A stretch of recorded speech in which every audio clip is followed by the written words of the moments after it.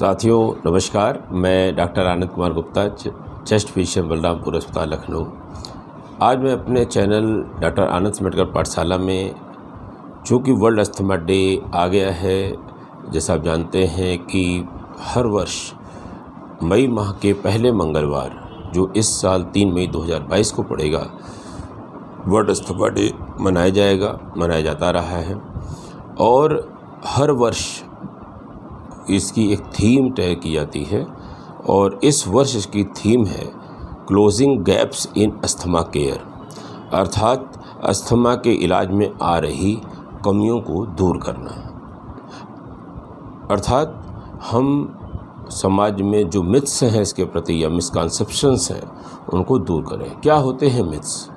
किसी भी चीज़ के बारे में, किसी घटना के बारे में अगर लंबे समय से कोई विचार चला आ रहा है जो सही नहीं भी हो सकता है विज्ञान की दृष्टि से, और हम आज तक उसके आधार पे एक सोच बनाए घूम रहे होते हैं, एक खास और हर सेक्शन ऑफ सोसाइटी में या group of people of certain area of world में उसके प्रति विचार होते हैं जो सब लोग मानते रहे हैं पीढ़ी दर पीढ़ी, उसको हम लोग मिथ्स कह देते हैं। और जैसे हम लोग कहते हैं कि काली बिल्ली काटने से हमारा काम अशुभ हो जाता, रास्ता काटने से, लेकिन ये वास्तव में नहीं है। ये एक प्रकार का मिथ हो गया।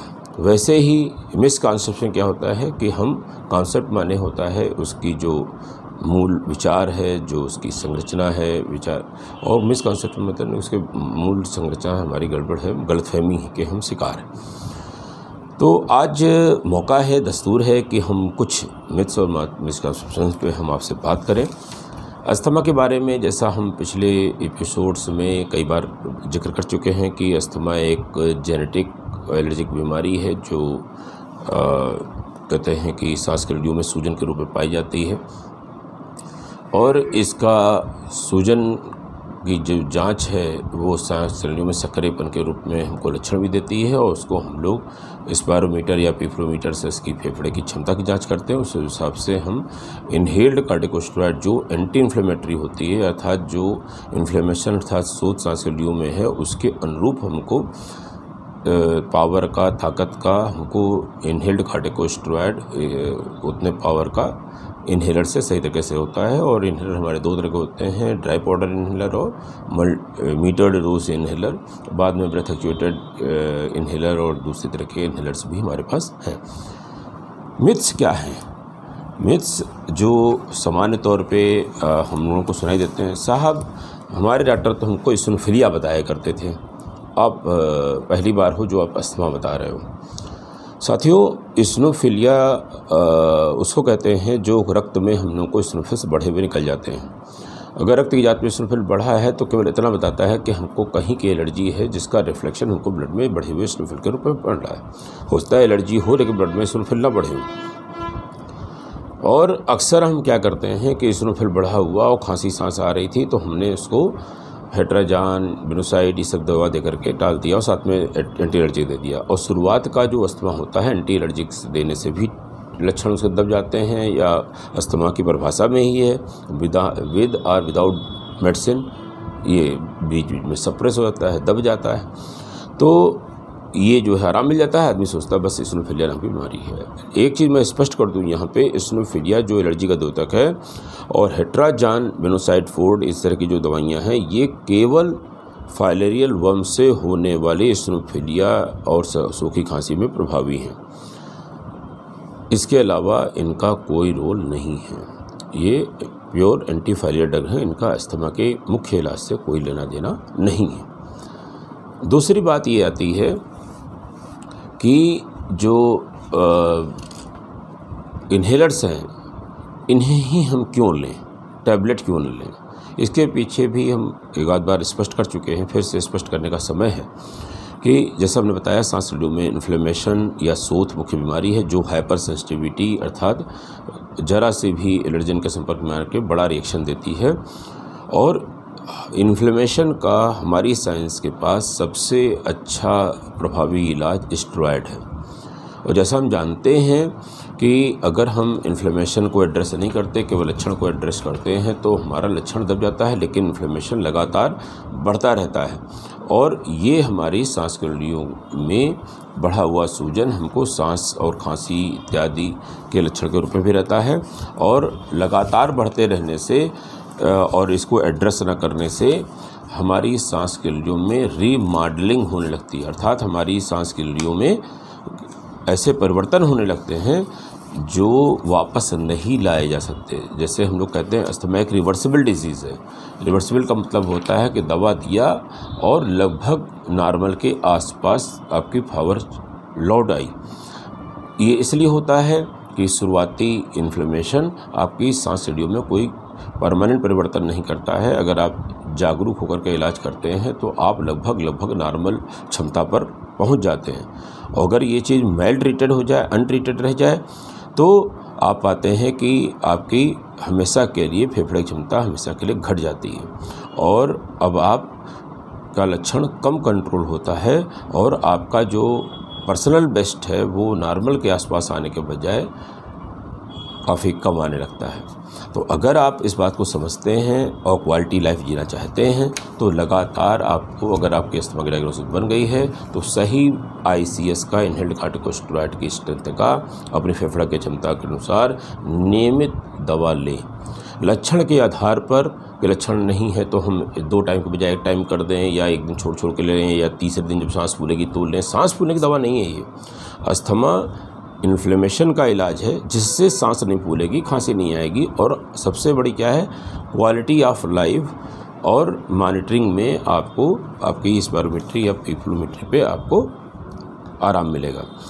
तो डॉक्टर जो है आपको जो मरीज का सपना होता है वो क्वालिटी ऑफ लाइफ मिले, उसको क्वालिटी ट्रीटमेंट से वो क्वालिटी ऑफ लाइफ दे सकता है, बशर्ते मरीज उस पर विश्वास करे और करे। दूसरी बात आती है हम ओरल स्टेरॉइड क्यों न ले लें।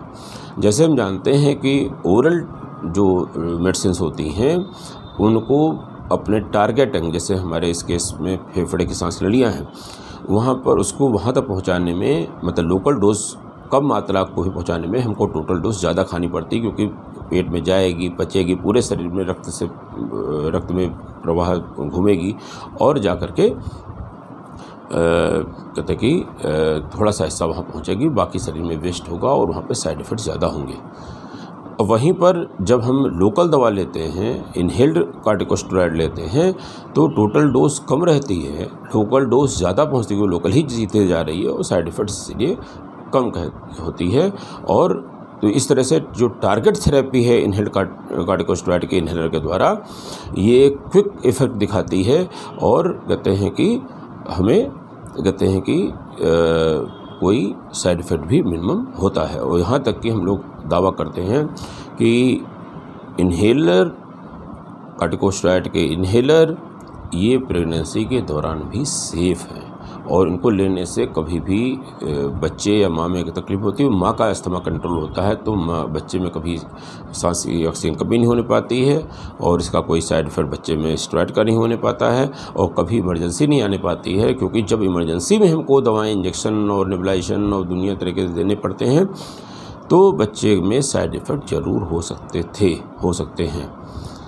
फिर कुछ लोग बोलते हैं साहब ये तो लोग बताते हैं ये आखिरी दवा है, अरे ये साहब तो अभी से ले लेंगे, बच्चा है अभी से ले लेंगे। जब ये बच्चों की ही बीमारी है, कम उम्र की बीमारी है, तो बच्चों में ही ज़्यादा दिखाई देगी या कम उम्र के जवानों में ज़्यादा दिखाई देगी।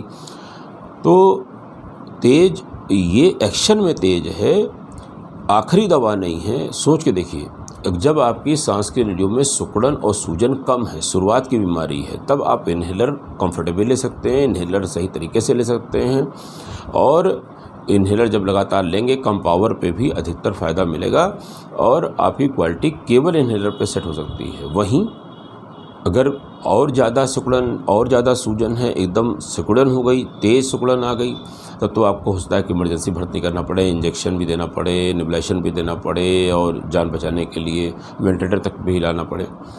तो सोचिए कि ये कहते हैं कि वास्तव में शुरुआत की दवा है। शुरुआत से लेने पे आपको आगे की जटिलताओं से बच सकते हैं, ना कि आप तब लें जब आपके रोज़ सांस और कहते हैं कि आप इन्हेलर भी सही ढंग से ले पाने की स्थिति में ना आ पा रहे हो या उतना उसके साथ न्याय न कर पा रहे हो इन्हेलर लेने की टेक्निक के साथ। फिर लोग पूछते हैं कि साहब ये तो बड़ी तेज़ पावर की होगी। वास्तव में ये पावर नहीं तेज़ है, इसका एक्शन तेज है, क्योंकि लोकल है, तेज है लेकिन एक्शन में तेज है, पावर में तेज नहीं है। अगर आप मिलीग्राम और माइक्रोग्राम समझते हो तो ये ज़्यादातर आपने टैबलेट सिरप पिए होंगे, सब में दवाइयाँ उसकी मिलीग्राम से में आपने पढ़ी होंगी। और इन्हेलर जब भी उठाएंगे आप देखेंगे माइक्रोग्राम में डोज रखी। मिलीग्राम लोग बोल देते हैं लेकिन मिलीग्राम होती नहीं, वो माइक्रोग्राम होती है, और 1 मिलीग्राम में मात्र 1000 माइक्रोग्राम होती है। तो इतनी कम पावर में भी तभी हम लोग देते हैं 200 सुबह शाम या 400 सुबह शाम या 500 सुबह शाम। तो सोचिए कि एकदम टारगेट थेरेपी इतने माइक्रोग्राम में देने पे, और उसमें भी 20 से मैक्सिमम अच्छे तरीके से लेने पे 30% तक दवा सांस नलियों में चिपकती है, बाकी सब नाक से वेस्ट होती है। इतनी कम दवा पे भी सबसे ज़्यादा फ़ायदा मिलता है।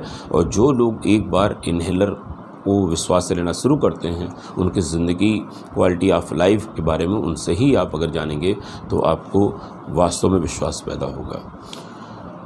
बहुत से लोग कहते हैं कि साहब कहते हैं कि हमने सुना है कि मछली खा लेने से मछली थेरेपी मिलती है हैदराबाद में, वहाँ खा लेने से हमको पूरा आराम मिल जाएगा, हमारा दमा ख़त्म हो जाएगा।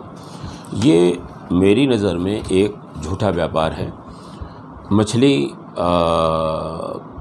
खाने से कुछ नहीं होता है, और मछली के जो प्रचारक हैं मछली खाने के, कि मछली के अंदर हमने दवा रख दी और आपको दवा मछली खिला दी और उससे जो है आपका अस्थमा, मछली अंदर दमा बाहर। अगर ऐसा होता है तो बार बार मछली खाने क्यों जाता है कोई आदमी, कर मछली खाने से दमा बाहर हो गया, नंबर 1। नंबर 2, जब इनको लगा कि बहुत से लोग क्लाइंट नहीं बन पा रहे हैं क्योंकि प्योर वेजिटेरियन हैं, मछली नहीं खा सकते हैं, तो कहते हैं कि उन्होंने केले के साथ देना शुरू कर दिया। अगर दवा इम्पॉर्टेंट है तो मछली का व्हीकल क्यों, और व्हीकल भी इम्पॉर्टेंट थी साथ में, तो फिर ये ड्रामा क्यों कि अब केले के साथ खा लो, और दवा के साथ बाहर तो फिर बार बार खाना क्यों। वैसे अगर आप सर्वे करेंगे तो फिश इज़ फिशी, मतलब यानी कि इस थेरेपी से कोई फ़ायदा किसी को इस्टेब्लिश रूप में नहीं हुआ है। लक्षण सबके दब जाते हैं। शुरुआत में लोग झोला छाप से इलाज कराते रहते हैं, इंजेक्शन टैबलेट खाते रहते हैं, और फिर स्टेरॉइड्स टैबलेट के साइड इफ़ेक्ट के साथ जीते रहे। तो अगर आप ऑथेंटिक वर्जन लेंगे तो फिश थेरेपी में ऐसा कुछ नहीं है जिसको साइंटिफिकली प्रूव किया सके और आपको सजेस्ट किया सके। जो कहते हैं कि जब आप इन्हेलर सुनना शुरू करते हैं तो आपकी जो प्राथमिक फेफड़े की क्षमता रहती है उस आधार पर आपको इन्हेलर की टेक्निक सिखाई जाती है। DPI या MDI या ब्रेथ एक्चुएटेड में आपको एक इन्हेलर एडवाइस की जाती है जिसको आप ले सकते हैं सही पावर का, सही तरीके से, और फिर आपको मॉनिटर किया जाता है। कोई भी क्रॉनिक डिसीज़ जो लंबे समय तक चलने वाली है, सब में मॉनिटरिंग बहुत इंपॉर्टेंट है। चाहे वो शुगर हो तो आपको ब्लड शुगर बार बार मॉनिटर करना पड़ेगा, क्या वास्तव में जिस उद्देश्य के लिए हम दवा खा रहे हैं, अर्थात शुगर कंट्रोल करने के लिए, कंट्रोल है भी क्या नहीं, ब्लड प्रेशर मेरा कंट्रोल आया और बना रह रहा है कि नहीं, इसलिए बार बार करना पड़ेगा। एक बार कंट्रोल आ जाना हमेशा कंट्रोल हो जाने की गारंटी नहीं है।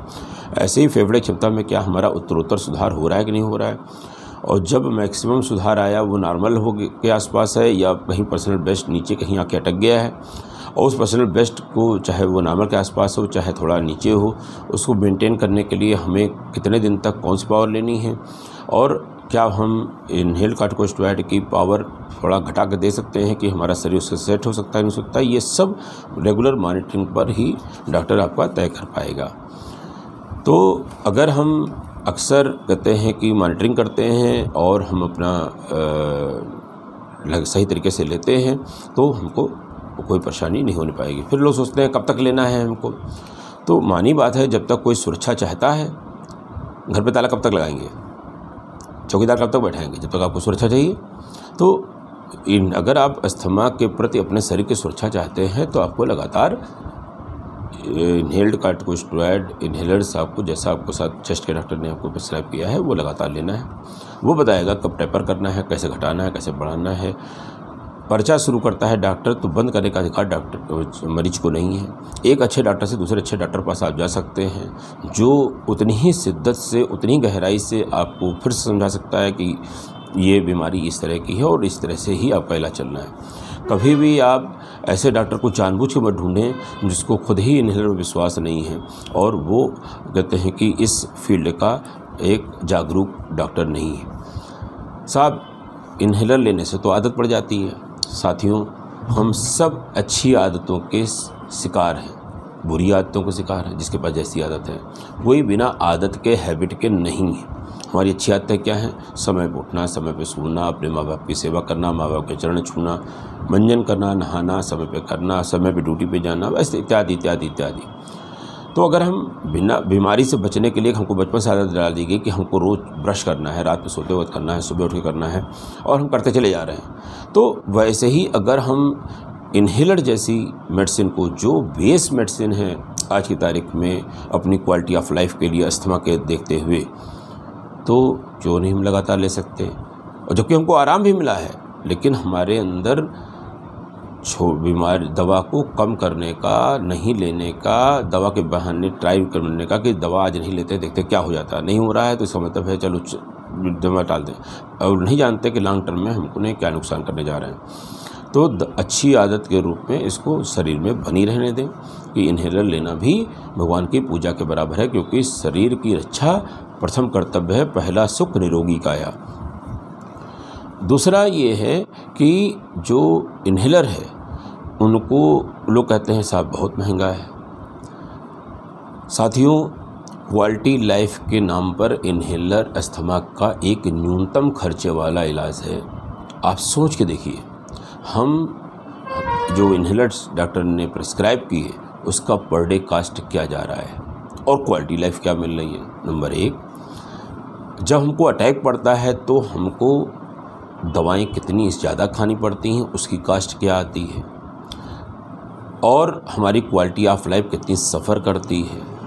तो अगर आप ज़िंदगी ना बदलने वाली चीज़ों पे इतना खर्च कर देते हैं, जैसे चाय, कॉफ़ी, कोल्ड ड्रिंक, इसमें इतना खर्च कर देते हैं जिससे ज़िंदगी नहीं बदलती, केवल स्वाद आता है। और ज़िंदगी बदलने वाली चीज़ इन्हेल्ड कार्टिकोस्टेरॉइड वाला इन्हेलर जो अस्थमा के लिए अप्रूव्ड है, उसको आप कहते हो महंगा है। तो क्योंकि आपको स्वास्थ्य के प्रति जागरूकता नहीं है, आप लक्षण को वरीयता देते हो कि लक्षण नहीं है तो इलाज की करने की क्या ज़रूरत है। अगर आपको ये समझ आ जाए कि कोई न कोई तो बीमारी इसकी परमानेंट है, जिसकी वजह से मेरे अंदर ही बार बार ये लक्षण उभरते हैं, अगले में नहीं उभरते हैं। और फेफड़े की क्षमता जब हमने जांच कराई थी तो हम सामान्य से इतने % नीचे थे, और जब हमने लगातार लिया तो इतने बढ़ते हुए, जब हमने छोड़ा और हमने फिर से न पाया 2-3 महीने 4 महीने छोड़ने के बाद, तो फिर हमारा घट गया। इससे ज़्यादा क्या प्रमाण चाहिए कि हम बार बार छोड़ें और अपने शरीर को कहते हैं कि बीमार बनाए रखें, अपनी क्वालिटी ऑफ लाइफ ख़राब रखें, और आज इलाजदार अस्थमा को बिना इलाज या ला इलाज अस्थमा में बदल दें कि कल हम इन्हेलर तो लेंगे, जब सांस घुटेगी तो आप कहीं ना कहीं किसी न किसी डॉक्टर के पास जाओगे, वो कुछ न कुछ नेबुलाइजर इन्हेलर बतलाएगा और टैबलेट और सिरप इंजेक्शन सब लिखेगा, आपको लेना ही पड़ेगा क्योंकि जान सबको प्यारी होती है। उसके बाद आप कहोगे अब तो हम इन्हेलर लगातार ले रहे हैं तो मुझको वो क्वालिटी क्यों नहीं मिली जो मुझको 7 साल पहले मिली थी। कैसे मिलेगी जब आपकी एयरवे रीमॉडलिंग हो चुकी होगी। तो कृपा करके वो दिन मत आने दें, या जब आप अपनी ज़िंदगी मांगें और या क्वालिटी ऑफ लाइफ मांगे, डॉक्टर ना दे पाए, क्योंकि डॉक्टर कभी ज़िंदगी नहीं देता, वो क्वालिटी ऑफ लाइफ दे सकता है। और क्वालिटी ऑफ लाइफ भी आपकी जिम्मेदारी है कि आप समय रहते हर तकलीफ़ के पीछे की डायग्नोसिस को समझें।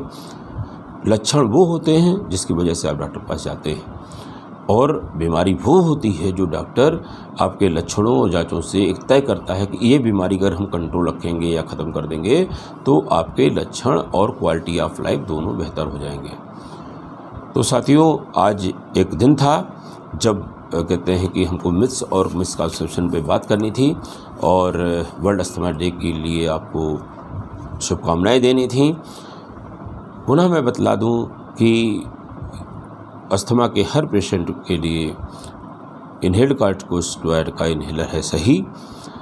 और कहते हैं कि ओरल कॉर्टिकोस्टेरॉइड्स की टेबलेट जो डेक्सा, बीटामेथासोन, डेक्टेन फलाने नाम से सब लोग खा रहे हैं, उनसे इतने साइड इफ़ेक्ट्स हैं कि वो जो है आदमी फिर इन सूजन को लेके आना, जैसे कहते हैं कि मुंह पे सूजन आ गई, डायबिटीज़ हो गई, ब्लड प्रेशर हो गया, अल्सर हो गए, कहते हैं कि मोतियाबिंद हो गया, काला मोतिया, सफ़ेद मोतिया, और हड्डियाँ कमज़ोर हो गई, एक्जिमा हो गया, फंगल इन्फेक्शन हो गया, दुनिया की बीमारियां जो है लंबे समय तक हम कहते हैं कि ओरल स्टेरॉइड की बीमारियों को लेने से पैदा कर सकते हैं। साथियों, जब हमारे महानायक अमिताभ बच्चन और एथलीट्स विभिन्न तरीके के, आप गूगल पे जाके देख सकते हैं, कितने सेलिब्रिटीज़ अस्थमा से पीड़ित हैं और उनको कभी आपने रेडियो, टीवी, अखबार में नहीं पढ़ा होगा कि वो आज अस्थमा के अटैक की वजह से भर्ती हुए।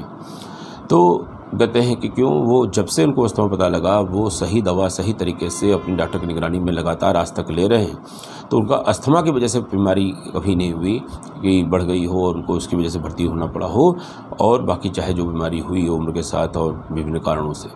तो कृपया करके अच्छी ज़िंदगी आपको भी मिल सकती है, बशर्ते जागरूक मरीज की तरह व्यवहार करें।